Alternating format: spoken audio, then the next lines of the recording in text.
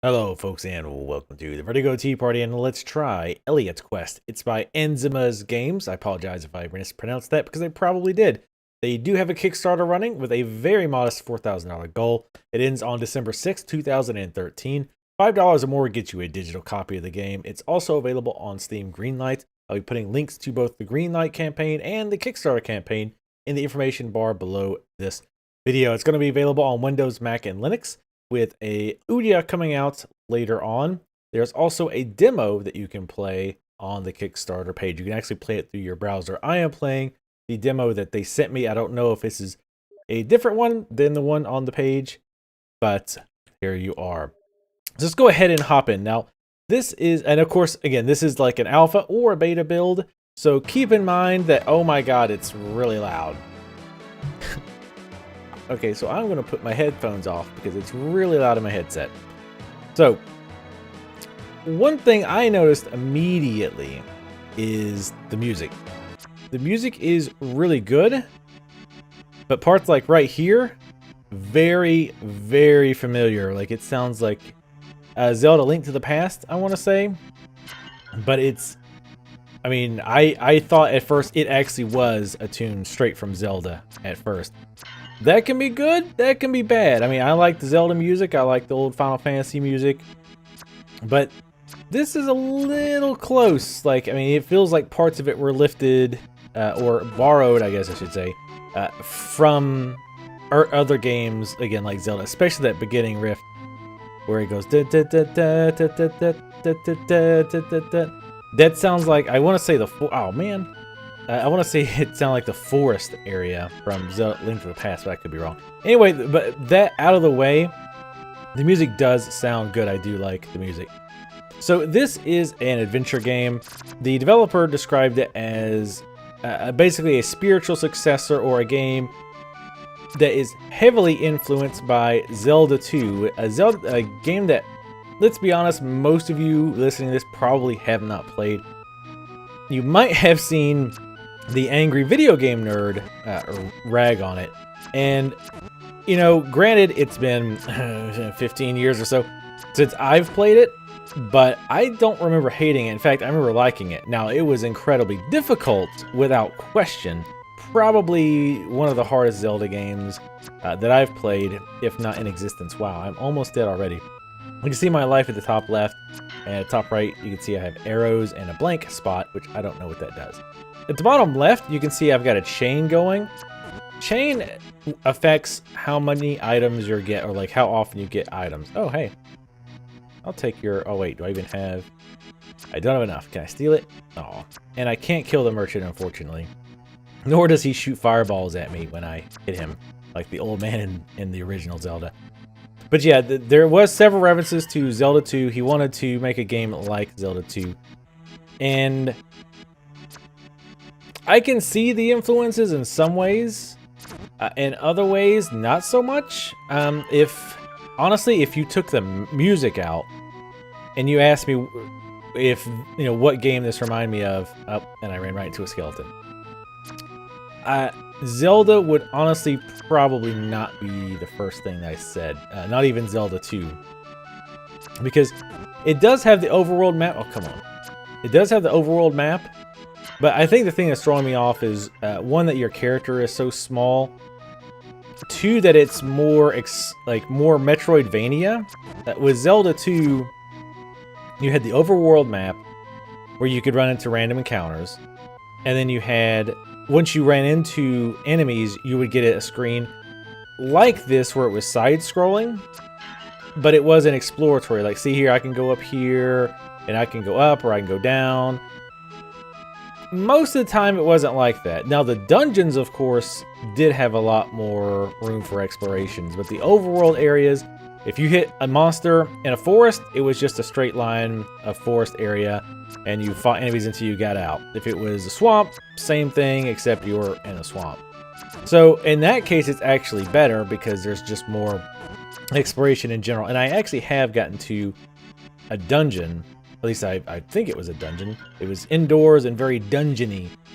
So I assume that that was what it was. But Anyway, yeah, so in some ways I see the influence, and honestly, a lot of ways I don't see it yet. Again, keep in mind this is an alpha build, or beta build, I'm not sure which. So things can and probably will change, though I don't imagine the core mechanics will do a lot of changing between now and when the game is released. Also, if you didn't notice, these skeletons do come back to life. So I just shoot them and run. I don't think they ever drop anything. I don't think I've ever gotten anything from them, which is kind of standard for enemies that keep coming back. Even though sometimes, oh, come on.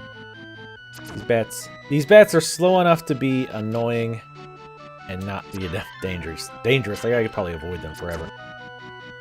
And I found this before. Then it is not procedurally generated. The maps are created, even though I believe one of the stretch goals is to add basically procedurally generated areas and worlds and all that. But then that's a stretch goal. And I think they're already halfway to their main goal, which again, $4,000 is really low. So here's a boss. This is actually a really easy boss. We watched this little cinematic to kind of show what he does. I like how he has the crown, by the way. The blob with the crown. Generally, if you stay close to him, he can't really hit you. Well, I say that. And then get hit twice. Brilliant. Last time I didn't get hit a single time. So, of course, this is pretty fitting. Now, one thing I'm not a big fan of so far is you do have to, do your shots. Like, hit them with the shot. But you can also miss even if, like, it's a roll of dice. So when I hit them, there's still a roll of the dice that happens. Let me see if I hit or not. Almost tricked me again with that wall bounce. Like, see where I just missed even though I was hit him. It gave me a text miss. So I'm not sure if I'm crazy about that. Again, we'll see how that plays out. Oh, and I leveled up. Not sure what leveling up does for you either. You don't seem to get health. Now, obviously, when I beat this boss, you see that heart behind the door. Again, in true Zelda fashion, we will get that heart and... Ooh, that was very close. He's going to bounce. Alright, so very easy boss. Of course, I still took more damage than I should have. I'm going to grab this heart and this heart container, and it will increase my max hearts again. Now, obviously, the Zelda influence is very strong there. So far, the enemies have been pretty plain. But there are some interesting ones, like those frogs. Now, these guys they all have their own little characteristic. Like, those guys are kind of tough, and they'll actually speed up when they see you. These frogs can be a real bastard, because they will... and then I will jump right into it. They will actually jump around when you're jumping. It's kind of interesting, so you have to kind of plan ahead to shoot them. It's hard to explain if you try to see it. Now, see, it looks like you'll have bombs on the right. There, I have 19 gold coins. I don't have any keys. I'll have a status of some kind. Oh, that doesn't do anything. Now, inventory, obviously, empty right now. I've only found one item, and it was a potion of some kind that I bought from a shop, and I never had a chance to use it because the demo ended. But there are shops in the game that you can buy stuff from. I wonder if I could find a better spot to find these frogs. Because these guys actually can be a little troublesome. See how he jumps when I'm jumping? Which makes it... basically what I'll do is... Oh, he jumped off screen. I guess he didn't want any... Oh! And he hit me off screen. What a jerk. Again, obviously any little quirks like that you see, keep in mind it is an early alpha/beta build. So I do like the chain attack. Oh god. The chain attack mechanic. I also like how the bows or the arrows arc, because it does take a little bit more planning and aiming to get your arrows to land where you want to. And actually it works out in your favor a lot of times, because a lot of times I'm above it and oh, I hate these guys. This guy just drops frogs and you get criticals at random, which is interesting. I would prefer a more controlled critical. Like I forget what game it was, but there's one game where if you attack while you're coming down, you automatically crit. Things like that would be nicer. That way you are in more control of the crit. So if you want to time it, you actually can be rewarded for timing it a little bit better. I'm owning these frogs, but I promise you, they actually can be quite tricky sometimes. Let's kill this bat. Don't really need to anymore. See, again, I got a text miss. Now the frogs, what's weird is the frogs aren't quite smart enough to dodge the arrows themselves. They respond to you. So again, it's an interesting enemy. The rest have been mostly kind of bland. There's been some knights that I've run into which were pretty tough. They have a shield, and you cannot shoot them while their shield is up. You have to trick them into attacking, and then attack. But still, they're pretty basic. These things, I hate these owls. I actually managed to kill one. They normally damage me. And these will blow up into smaller slimes. Just take them out. Now, as far as what other features this game has, just reading through the Kickstarter, there are going to be 3 different endings based on what you do in the game. So I don't know if that's choice-based, like if you have to make a decision to, do this or do that, or maybe if you find X number of secrets, or I don't know. But they do have 3 different endings, which is cool. Maybe it adds a little replay value to it. And also, I don't know if I should have mentioned this when I found it. There's things that look kind of like gravestones, but then when I walk by them, they kind of flash blue. Those are the checkpoints, so that when I die, I come back. So speaking of the store, in fact, here's the store where I have that potion when I buy it. I'm going to assume it's a health potion, and I'll drink it when I get low, if I do. Enemies do respawn when you leave the screen, so that's retro, if you will. Classic. Which, well, in a game like this, I was going to say normally that's very annoying, but in a game like this, I actually think it would be weird not to have them respawn when you left the screen, like they just permanently were dead. Or even if it was like a timer, that'd be weird. Anyway, so the story as I read it is you are cursed and you cannot die. Your wife went missing. You got sick and you actually tried to kill yourself, but then you found that you kept coming back to life. However, you only have so much time to get rid of this curse, or else you will become a demon. So basically your choice is either find this demon and destroy the curse and save yourself and theoretically possibly your wife, or eventually just become a demon. So that is, of course, your quest for this game. Which again is pretty simple. I don't think they were really going for anything too crazy. They just wanted a good reason to run out and kill bad guys and level up and get items and explore dungeons and get crystals and kill bosses. So that's good enough for me in that context. Let's see. I'm going to play maybe about a few more minutes because I think this is pretty much gives you a good idea what this game is about. Oh, I hate this frog guy. This is the worst enemy because he drops frogs.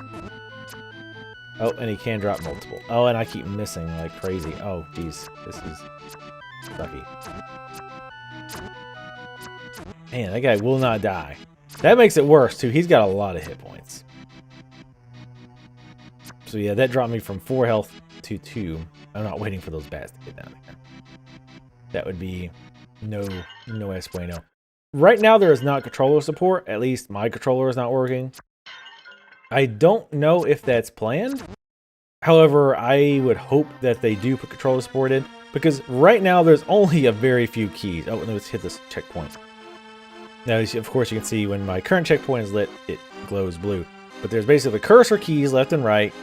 There's spacebar to jump, D to shoot your arrows. Let's see, I think R. Oh, I think this would use an item. Let's try it just for the hell of it. Okay, look, I think that healed like 1 health point, or maybe the checkpoint did that.